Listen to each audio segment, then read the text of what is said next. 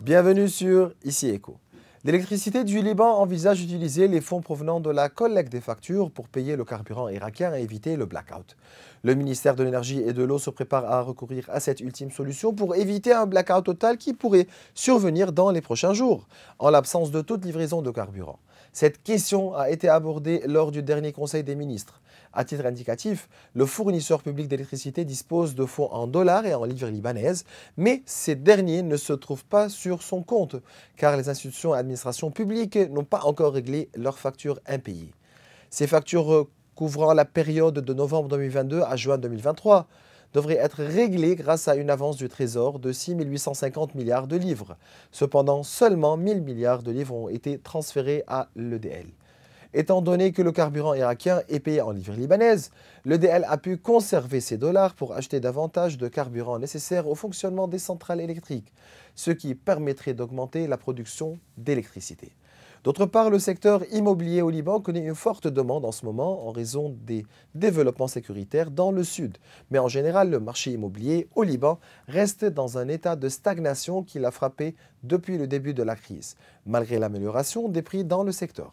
Cependant, l'arrêt du marché a eu des répercussions qui ne se sont pas limitées à ce secteur spécifique, mais ont affecté toutes les industries qui en dépendent pour leur activité. Cependant, cette stagnation a également contribué à l'augmentation du taux de chômage.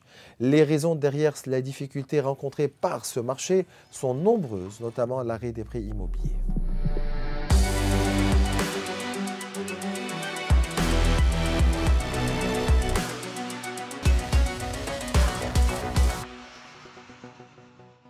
Durant cet épisode, nous nous pencherons sur le dossier de l'immobilier au Liban et les défis auxquels fait face ce secteur avec le président du syndicat des agents et consultants immobiliers libanais, Walid Moussa.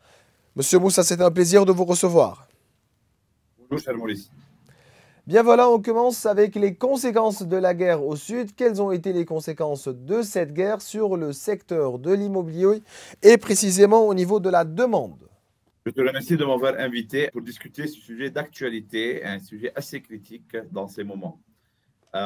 Nous avons effectivement remarqué une demande sur une hausse de la demande pendant ces 2 dernières semaines. Et cette demande vient de la part des Libanais vivant dans des zones frontalières ou dans des zones qui sont ciblées par l'armée israélienne. Vis-à-vis de cette demande, nous remarquons qu'il y a eu 3 genres de réactions de la part des propriétaires. Dans un premier temps, dans une première réaction, nous avons remarqué qu'il y a des propriétaires qui refusent totalement de louer. Ces propriétaires-là ne veulent pas rentrer dans le risque qui pourrait parvenir par le fait que la guerre durera plusieurs mois, peut-être plus. Alors, ces propriétaires veulent être hors risque. Dans un second temps, un deuxième scénario, nous remarquons qu'il y a des propriétaires qui refusent de louer moins qu'1 an. Ces propriétaires-là veulent sécuriser un certain montant et considèrent que s'ils prennent la décision de louer, ça sera pour un an minimum. Dans un troisième scénario, nous remarquons qu'il y a des propriétaires qui acceptent de louer pour des courtes durées. Mais en conséquence, cette acceptation, cette décision reflète une hausse des prix. Ces propriétaires sont en train de hausser leurs prix. Déjà, les loyers à courte durée sont beaucoup plus élevés par nature des loyers à longue durée. Mais là, on remarque aussi qu'il y a des propriétaires qui veulent disons, qui veulent prendre le risque, mais en même temps, ils disent que si nous prenons ce risque-là, et on veut ils veulent augmenter le prix d'une Mais c'est ça, façon c'est pour ça. à être Donc, vous voulez dire que certains propriétaires ont eu recours à une augmentation qui est folle au niveau des loyers? Oui, c'est un chaos total. Chacun est en train d'augmenter selon ses besoins. Et il considère que c'est le prix du risque qu'il est en train de prendre pour louer à courte durée à des gens qui pourraient rester chez lui parce que il considère aussi que peut-être dans quelques mois, ces gens-là n'auront plus les moyens de payer les loyers. Alors, c'est le risque à prendre, augmenter dès maintenant les prix. C'est ça, l'augmentation ne s'est pas limitée à 2 ou 3 fois, mais a atteint 10 fois et plus dans certains cas. Actuellement, le loyer Pas d'un tellement, pas appartement, tellement, pas tellement, ah, mais vous bien n'êtes pas sûr qu'il y a d'accord? un chaos et que chacun est en train de demander le prix qu'il voit, Ah ah. disons, qu'il se voit à l'aise Mmh. avec. Mais Donc vous n'êtes pas d'accord vraiment, il n'y qu'actuellement a le pas de loyer, critères. On a vu des oui. gens qui ont augmenté 20-30%, de gens qui ont doublé, des autres qui ont triplé, mais Mmh. c'est cas par cas. Donc vous n'êtes pas d'accord qu'actuellement le loyer d'un appartement de 3 pièces, par exemple, varie entre 1 200 et 1 500 $ selon son emplacement et les services fournis tels que l'eau, l'électricité et même les frais municipaux. Le loyer peut monter à 4 000 $ ou plus parfois. Il est donc, tout en comparant certains loyers donc, qui étaient entre 300, 400, 500, 600 $ avant la crise. Expliquez-nous comment. Oui, disons qu'il y a une certaine folie là, parce que pas de réglementation, l'État est totalement inexistant, c'est le chaos. En tout cas, les lois libanaises ne limitent pas, disons, la demande. La loi libanaise ne met pas un plafond sur Mmh. les prix qu'un propriétaire peut demander sur son appartement. Mais euh, l'absence de conscience aussi de certains Libanais Mmh. fait de sorte qu'ils sont en train de profiter de cette situation pour euh, faire un profit maximal. Vous dites quoi aux courtiers et agents immobiliers? Déjà, avant de m'adresser aux courtiers et aux agents immobiliers, je voudrais demander à tous les propriétaires, à tous les locataires et d'organiser un contrat de loyer Mmh. et être sûr que tout est clair dans le contrat, parce qu'il y a beaucoup de gens qui sont en train de louer sans contrat, et ça pourrait être une problématique dans le futur. Et donnons conseil aussi aux propriétaires qu'ils devraient se baser sur l'article 2, sur le paragraphe 2 de l'article 543 du Code civil, qui prévoit que cet article-là prévoit que la durée du contrat de location est de 3 ans par principe. Mais il y a une exception pour les loyers saisonniers, pour les appartements meublés, Mmh. là où ils peuvent préciser une certaine période. Et dans ce cas-là, ils ne sont pas obligés de laisser le locataire pour 3 ans. Mmh. Ce conseil-là est très important pour éviter dans le futur un problème si une guerre aura lieu et le locataire ou le propriétaire sera obligé de le laisser pour 3 ans, ou s'il n'y a pas de guerre et peut-être certains locataires voudraient prendre, disons, avantage du fait que le loyer est considéré pour 3 ans par principe. Ça, c'est le conseil que je donne aux Mmh. propriétaires et aux locataires. Donc, et vous Concernant dites les quoi aux agents agents et aux immobiliers, courtiers immobiliers?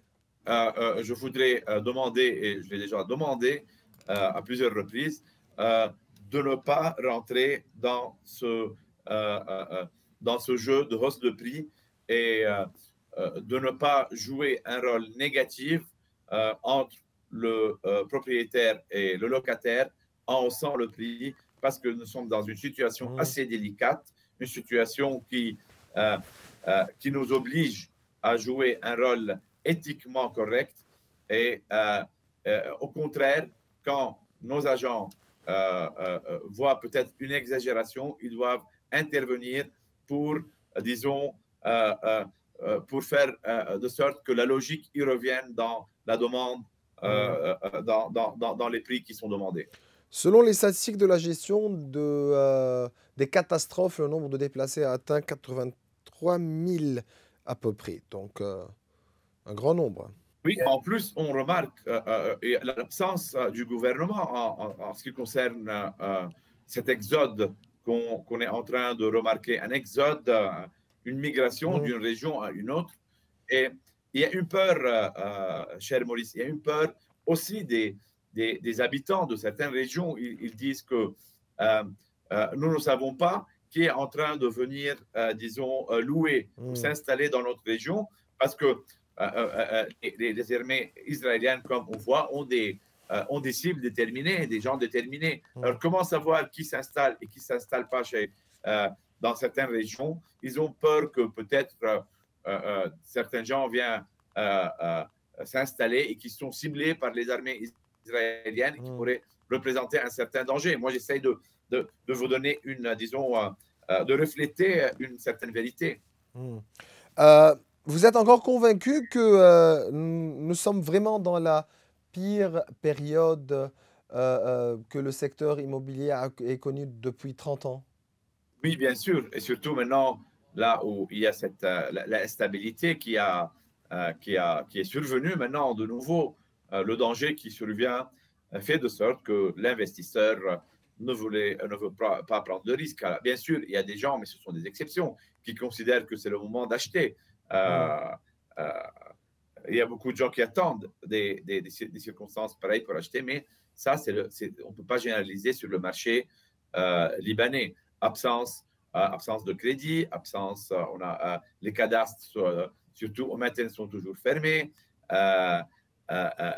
insécurité politique, même maintenant, il y a une insécurité au niveau non seulement politique, on est dans une guerre, les gens sont en exode et on est vraiment, le secteur est vraiment touché par cette crise qui n'arrive pas à terminer.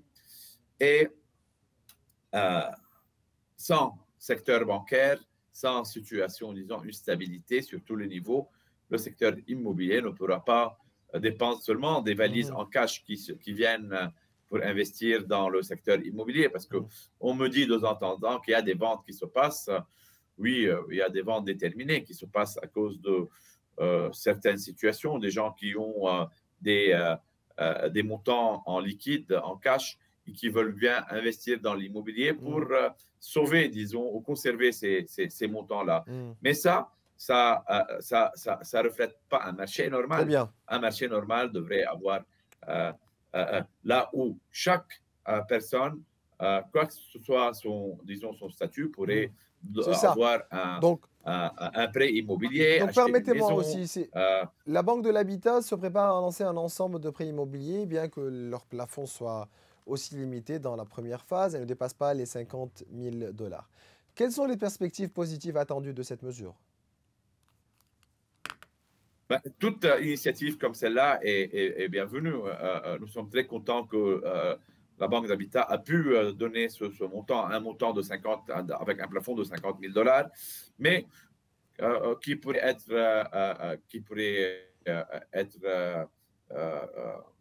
bénéficier les gens qui vivent dans les villages, dans les zones, disons, éloignées des villes.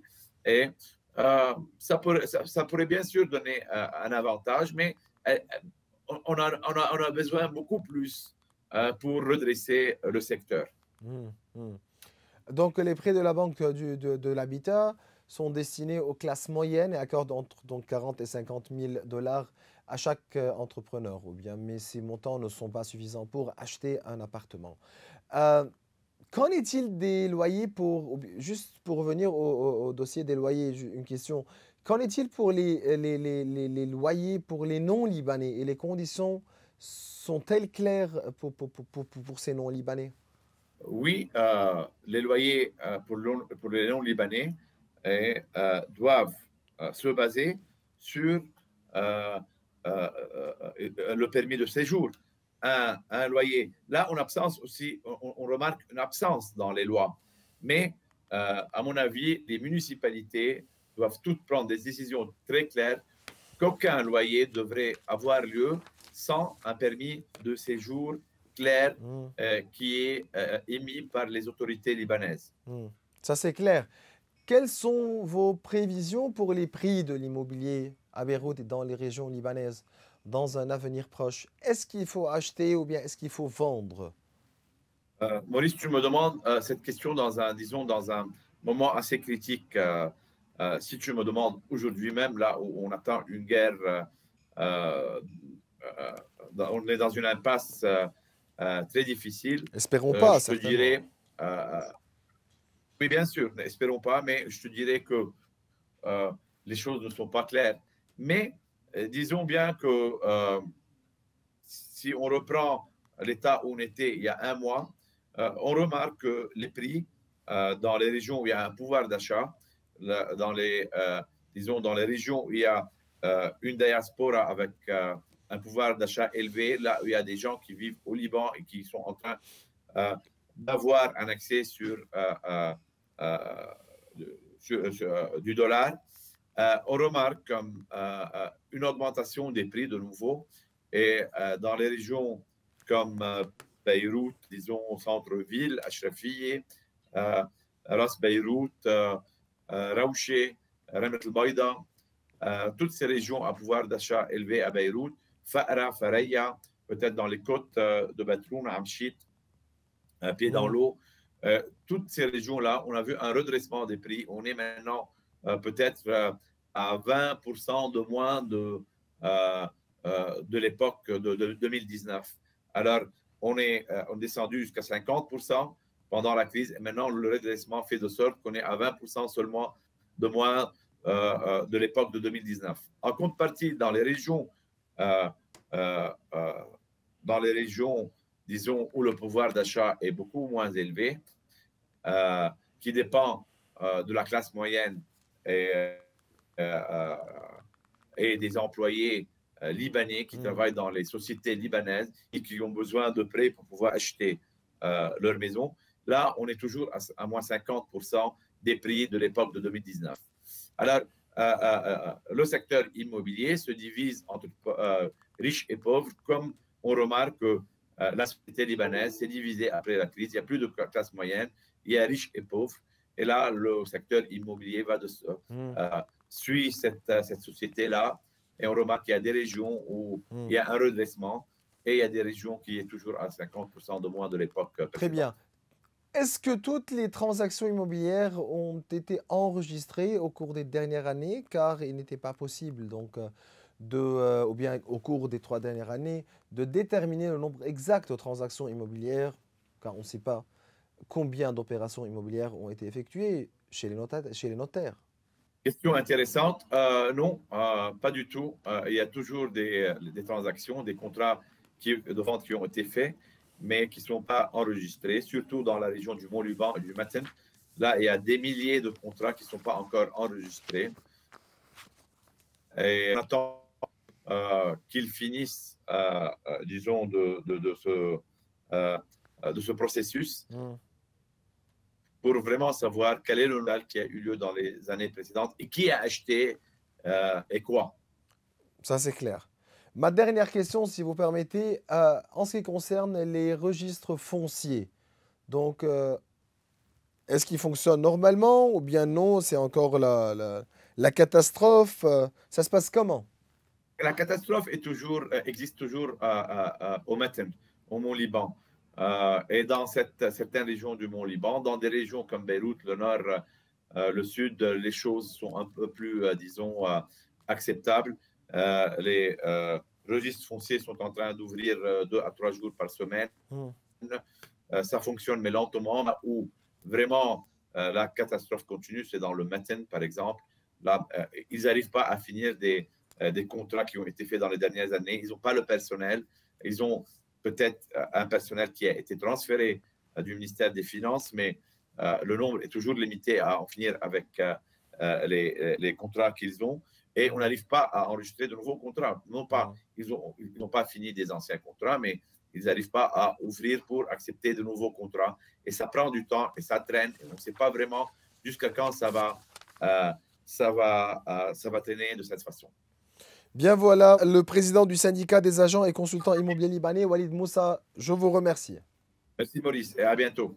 Et voilà mes chers téléspectateurs, nous arrivons à la fin de cette émission. Vous pouvez revoir tous nos épisodes sur nos réseaux sociaux.